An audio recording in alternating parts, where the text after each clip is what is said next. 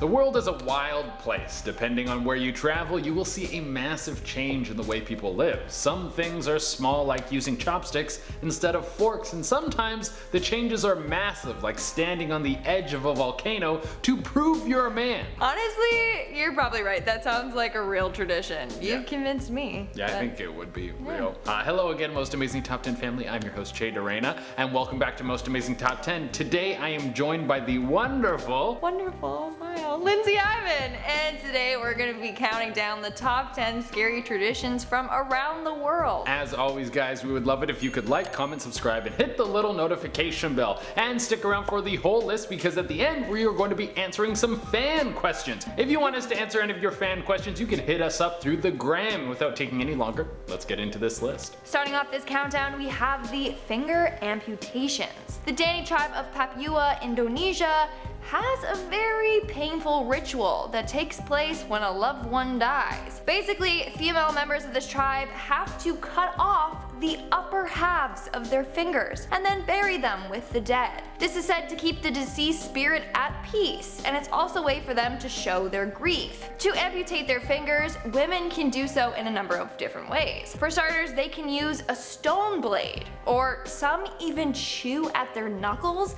until they are weakened, and then they wrap a piece of rope around the finger until it loses circulation and then just falls off. Once the finger falls off, the open sore is then cauterized to stop the bleeding. But just a few years ago, this ritual was banned by the Indonesian government. But to this day, some people still wish to carry on this tradition. And they do. At number 9, we have scarification. This is basically how you can tattoo someone without any ink. It is the process of constantly cutting into the skin in interesting patterns to leave behind scars that look like tattoos but are somehow even more permanent. Not to mention the process is much more painful. There are tribes all over the world that have practiced this, and oftentimes it is seen as something beautiful. One of the most famous forms of scarification would have to be the crocodile scarification. This can be performed all over the body to make it look as if you have crocodile scales. This can even be performed on the face, and to be honest, it looks very cool and can be done in a beautiful artistic way. It's something that you will never see me doing, as I am way too much of a wimp. I don't even have any tattoos, so there's no way that I could handle some scarification. Moving on to number 8, we have the blood fiestas. Every year around Spain, there are around 10,000 to 15,000 blood fiestas celebrated. Almost every month they have a blood fiesta, which involves killing and torturing animals, specifically bulls. The practice includes chasing bulls around with large spears and stabbing them to death. Sometimes while the bulls are wounded, hot wax is poured over them. This is also celebrated in parts of Brazil, Mexico, and Portugal. Other parts of the tradition include hanging chickens up by their feet and chopping their heads off, or burying chickens with only their heads sticking out and then slicing them off. Now, a lot of people are against this tradition and have tried to bring it to a stop through petitions, campaigns, and rallies, but it's still a thing. It's because blood fiestas with cattle are classified as bullfighting, so that's allowed. But torture of other animals like chickens and goats are banned. Coming in at number 7, we have the bullet ant glove ritual. Deep in the Amazon rainforest is a ritual that has been practiced for generations. In order to become a man in certain Amazonian tribes, you must make it through what is called the bullet ant ritual. The bullet ant has some of the most painful stings on the planet. Just one bite from this little dude can have you reeling on the ground for hours, and without any sort of medical assistance, the pain can last for up to 24 hours. Now, with the bullet ant ritual, several of hell creatures are weaved into gloves, and then the gloves are placed onto the hands of the participant. While these horrible little monsters are biting into your flesh, giving you hundreds of doses of venom that could have you crying after just one touch. You have to do a song and dance with these things on your hands for about 10 minutes. None of that sounds like fun to me. I wonder what would be the ritual of becoming a man for someone in North America. Would it be like getting your driver's license, or 360 no-scoping a noob on Rust? Making our way down the list number 6, we have the tongue severing. Back in the day, it was a tradition for teenage girls to have the tip of their tongue cut off. I mean, at least it's just the tip and not the whole tongue. So according to this ancient Asian tradition, cutting off the tip of the tongue ensures a happy marriage in the future. The tongue cutting is typically done once the girl has transitioned into womanhood. On that day, they are dressed up in beautiful outfits, and then the tip of their tongue gets cut right off. Coming in at number 5, we have circumcision. This might be the only one on the list that is still used around the world. For a time, this made sense. Circumcision was something that would make sure a man could easily clean his willy, or at least that's how people think it got popularized in the West. Circumcision was actually normalized in the West by Roger Kellogg, who made cornflakes, and the reason he did this was because he wanted people to stop masturbating. He figured that by removing the protective skin, it would make the penis less sensitive, thus would stop people from masturbating. The whole ploy was to stop you from touching yourself, and while he was right about reducing the sensitivity of the penis, he was wrong about slowing down how many people masturbated. Later the idea was brought in so it could continue to push that the idea of circumcision was the way to go. And when you look back on all of this, it just seems horrible. We started trimming baby penises so people couldn't enjoy masturbation.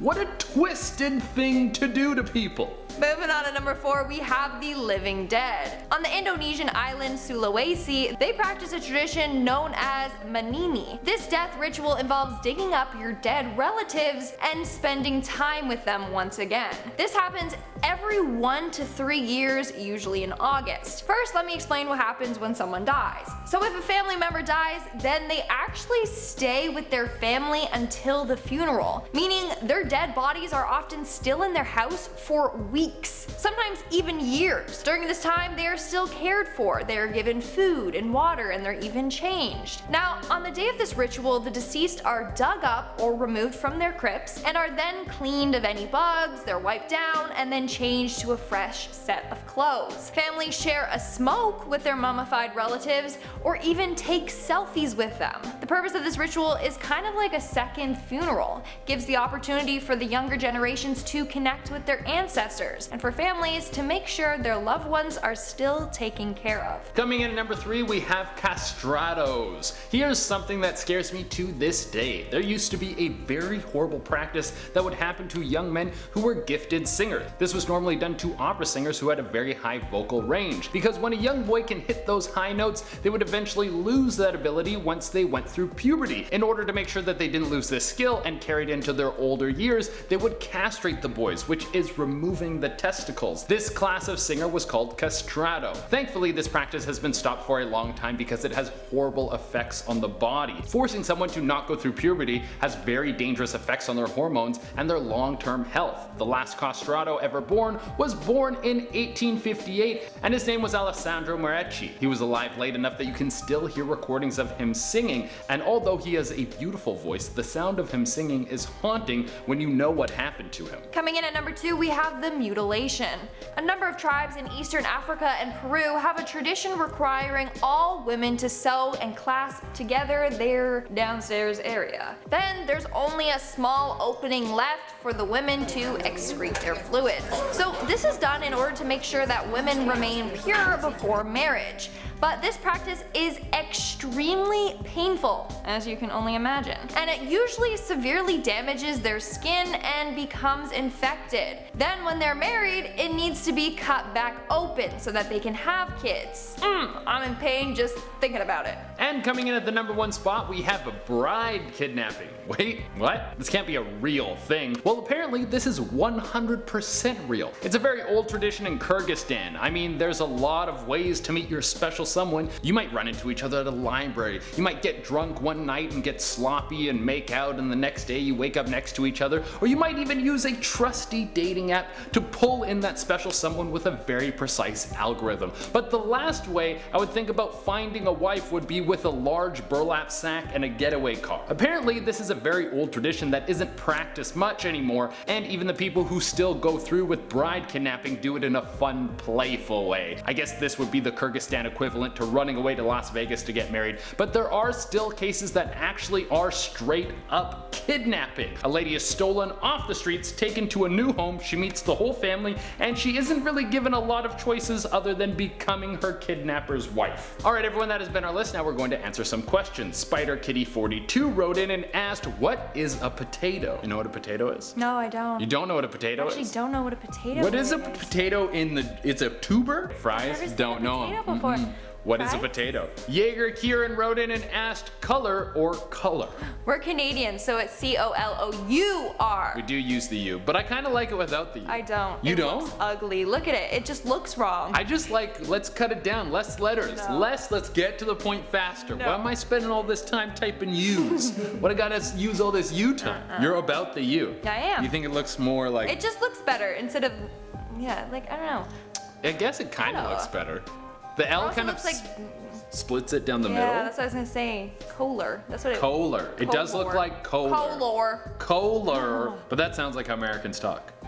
Kohler. Kohler. Would you like a soda? What Kohler do you want your soda? Yeah, that's how they do. That's true. Hi, American fans. And finally, Huntress Coda wrote in and asked, got any good kitten names for a 4-week-old male kitten? Ooh, Che. That's a good name. Che? Che or Lindsay? Lindsay? Che or or Dorena? Or Linsdu? You can name it whatever you want. Anything. But I would name it you like... could do Linsdu. So, okay, here, little baby Linsdu. Linsdu's pretty good. That's pretty cute. If you actually name your kitten Linsdu, though, That's- that'd be. Or like Ivan. Name your kitty Ivan. Ivan? Ivy. Ivy. Ivy? Ivy. These are all good choices. Baby Ivy. I would go with like Gerblansky or something. Or Snooter. Gerblansky sounds like it'd be like a soldier kitty that's like meow. Yeah. Like I a just- German. I think of something that came out of a pod. Like it's like Gerblansky and you open up and it just like kind of half is made of gel. No, you don't like Gerblansky? Not I at like all. Gerblansky. Gloop blop? Bloop blop. Yes, Got lots a of lot of options. options. You can Ivy. pick whichever one you want. All right, everyone, that has been everything we have for you today. Thank you all so much for tuning in. As always, I've been your host, Jay Dorena. And I've been your host, Lindsay Ivan, and I'll see you when I see ya. Bye.